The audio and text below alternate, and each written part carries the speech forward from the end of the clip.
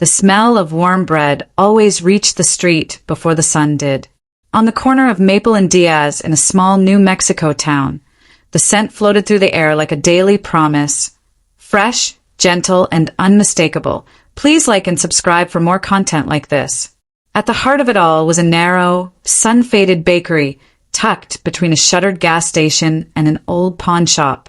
Every morning, just before 5:30, Leila Santiago, a quiet 35-year-old woman with a red apron and flour-dusted curls, unlocked the front door. She didn't need an alarm. Her body knew the rhythm. She rolled dough by instinct, shaped bagels with steady fingers, and made honey-sweet muffins the way her mother taught her. By feel, not measurement. Leila didn't talk much, didn't stay after work for small talk, and never posted on social media. But she remembered every regular's favorite treat and how Mr. D'Angelo liked 2 sugars in his black coffee, not stirred. That morning, as she opened the back door to sweep the patio, she glanced at the bench near the recycling bins. He was already there. The old man. He'd been showing up for 2 weeks now. Same time every morning, 6:10 sharp.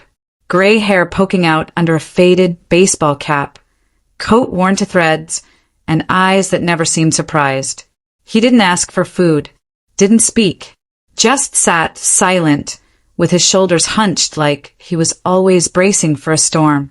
She didn't know who he was, but for some reason, Leila couldn't stop noticing him. Leila first saw him on a chilly Monday. At the time, she thought he might be waiting for someone.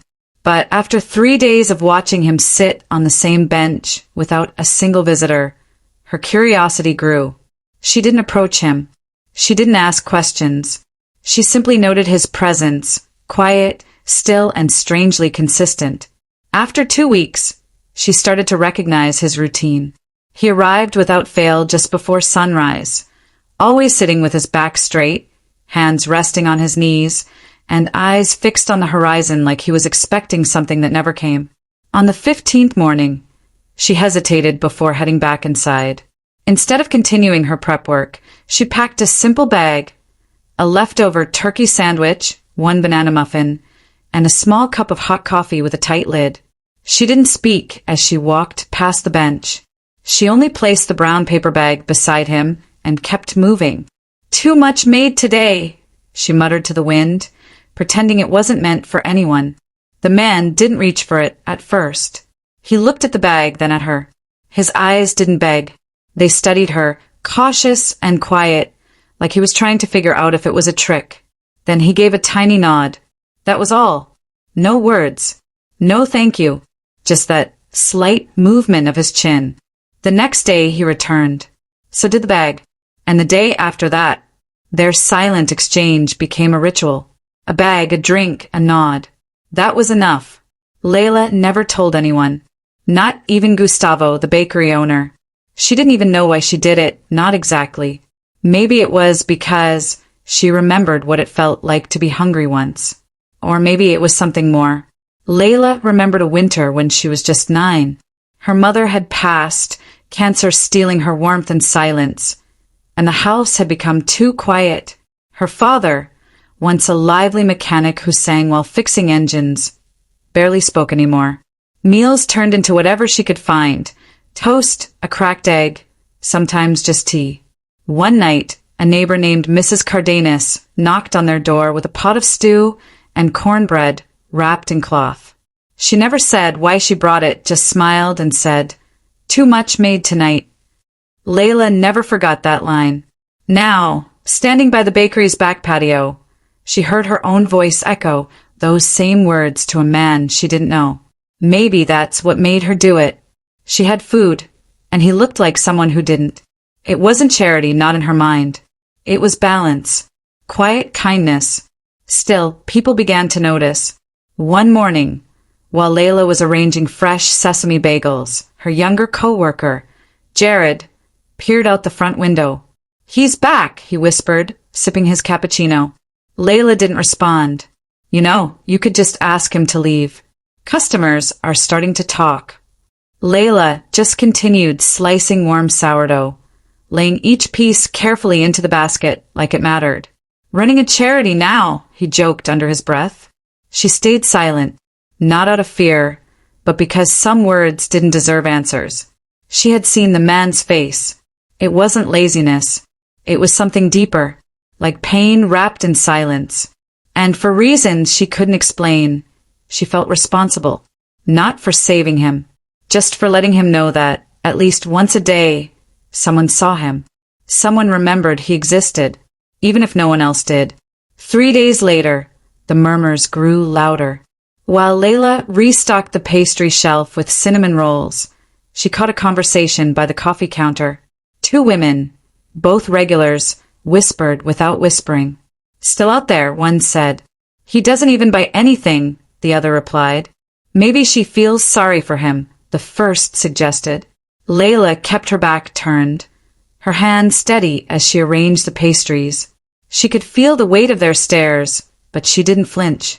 Then, just before 7, Mr. Elias, the retired civics teacher who always ordered a double espresso and never tipped, stood by the window and sighed. "Men like that wouldn't be allowed to loiter in decent towns," he muttered. "Back in my day, we had pride, not pity." Layla's lips pressed into a thin line, but she said nothing. The knife in her hand continued its slow, careful work through the warm loaves. The only person who seemed to understand was Senora Benita, the elderly woman who sold lottery tickets down by the bus stop. She came in every Thursday for her plain drip coffee and a small croissant. That morning, she leaned closer than usual and murmured, "You've got your mother's hands, Mija, and her heart too." Layla paused. Her throat tightened. "You knew her?" she asked quietly. Benita nodded. "She gave me soup once, when I was too proud to ask. Told me it was extra. It wasn't." Layla didn't speak. She didn't trust her voice to stay steady. That same morning, the bench was empty. She still packed the bag, still placed it at 6:10. She watched from inside as the napkin fluttered away in the wind. The bench remained empty the next day, and the next. By the 4th day, Layla could no longer pretend it didn't bother her. The bench stayed empty, but she still brought out the bag like always, 1 muffin, 1 sandwich, 1 hot coffee. She placed it gently on the wooden seat, straightened it out, and then walked away like she always did. But that morning, her boss, Gustavo, called her into the office. The back room smelled like burnt coffee and old ink. The walls yellowed from age and sunlight. He didn't beat around the bush. "Layla, I know you mean well," he began, rubbing the back of his neck, "but we've had a few customers mention that man. They're uncomfortable." Layla stood with her hands tucked into her apron. "He's never come inside. Never asked for anything," she said softly. "That's not the point," Gustavo replied. "They see you giving him food. Every day. People talk. They think it's strange. This isn't a soup kitchen, you know." Her jaw tightened. "I pay for the food," she said. "It's just leftovers.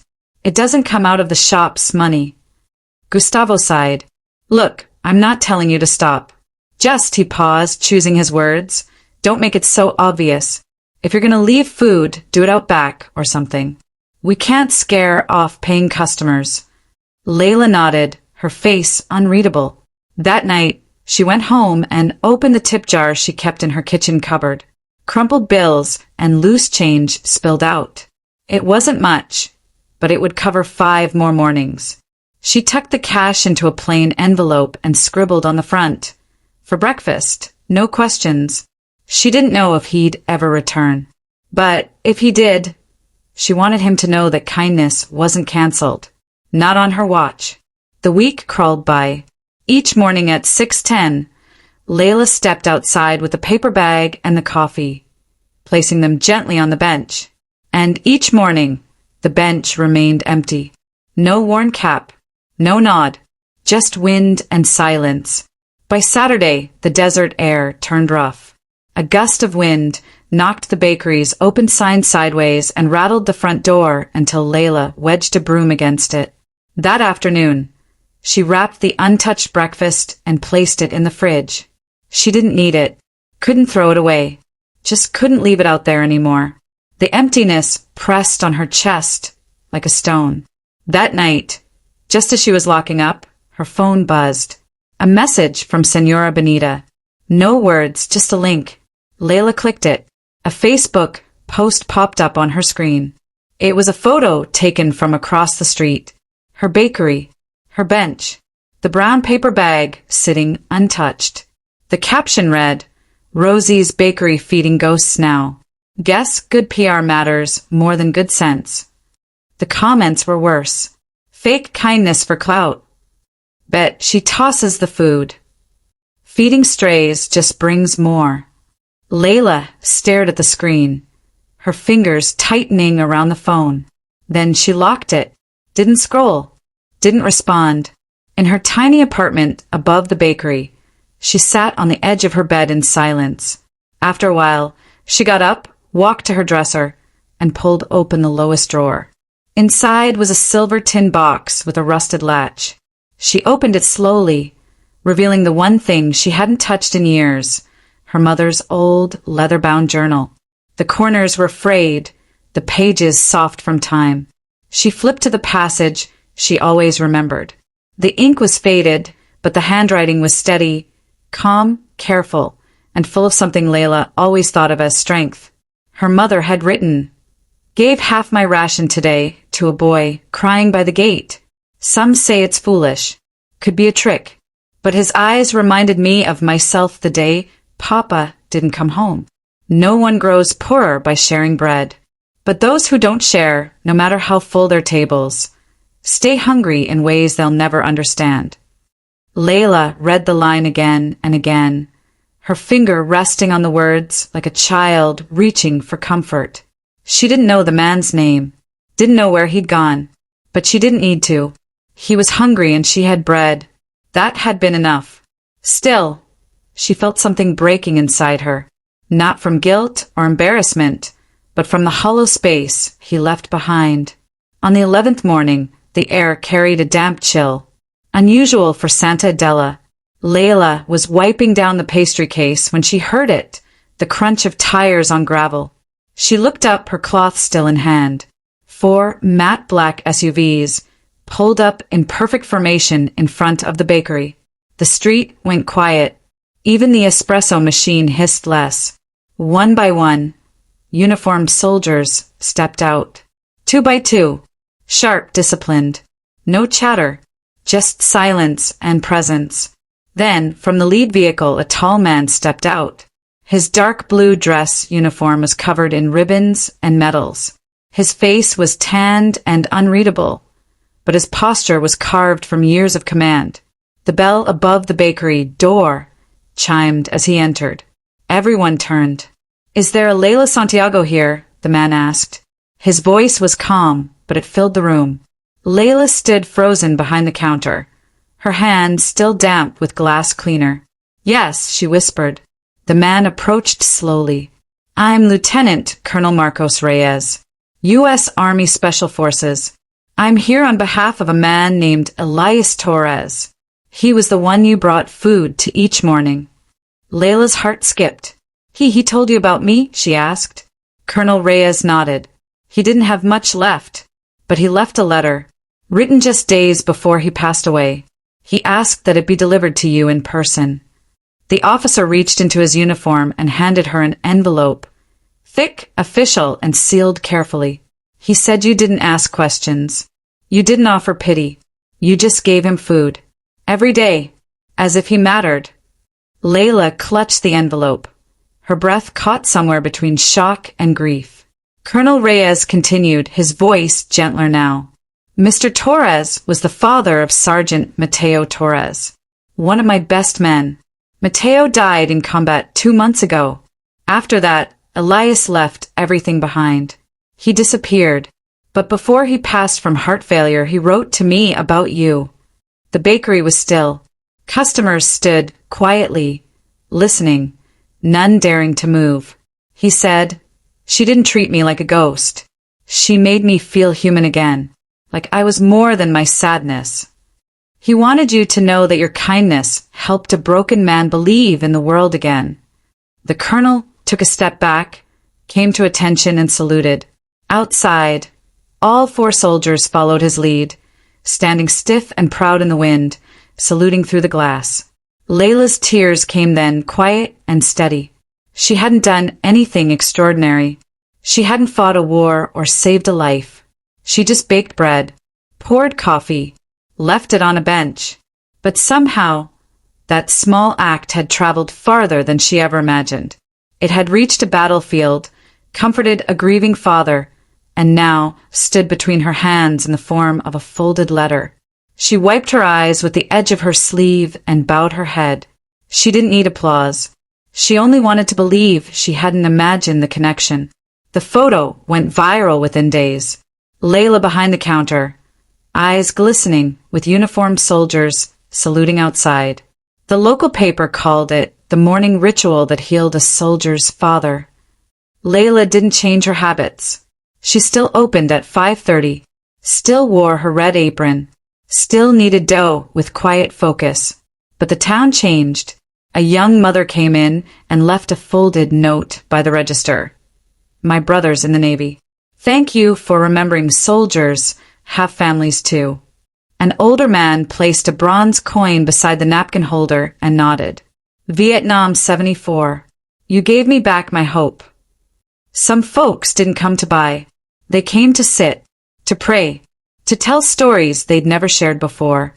And they always left something behind. Among the cards and challenge coins, one letter stood out. It was written in pencil, with careful, childlike handwriting. Dear Miss Layla, I'm Lucia. Mr. Torres was my grandpa. We didn't know where he went until someone from the army called. But Grandma said he always talked about you. Said you gave him food when no one else saw him. We found a box under his bed with every napkin and every note you left. He kept them all. Thank you for being kind when he needed it most. Love, Lucia. Layla read it 3 times before gently framing the letter and hanging it behind the counter. Just high enough for her eyes, but not the customers. Some things weren't for display. Some things were for the heart. A month later, Gustavo walked in early, holding a wooden sign.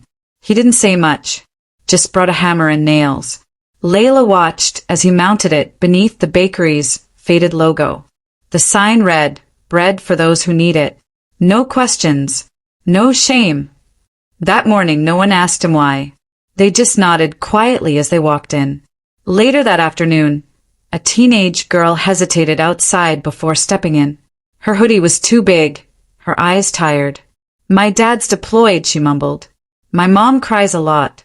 I just wanted to know if you still have bread. Layla smiled gently. We've always got bread, she said, and coffee, and a place to sit if you want company. She placed a warm roll on the table and walked away. That evening, while sweeping up by the flour bin, Layla found something resting beneath the counter. Another challenge coin, heavier than the others. The back read, Semper Fidelis, never forgotten. She didn't ask who left it. Didn't need to.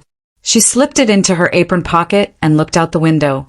The sky glowed amber as the sun dipped low, casting soft gold across the glass. Inside, the ovens hummed and flour dust swirled in the quiet. The promise lived on, not spoken, not posted, just lived. In the soft rhythm of breakfast. In the quiet nod between strangers. In the kindness that asked for nothing but changed everything.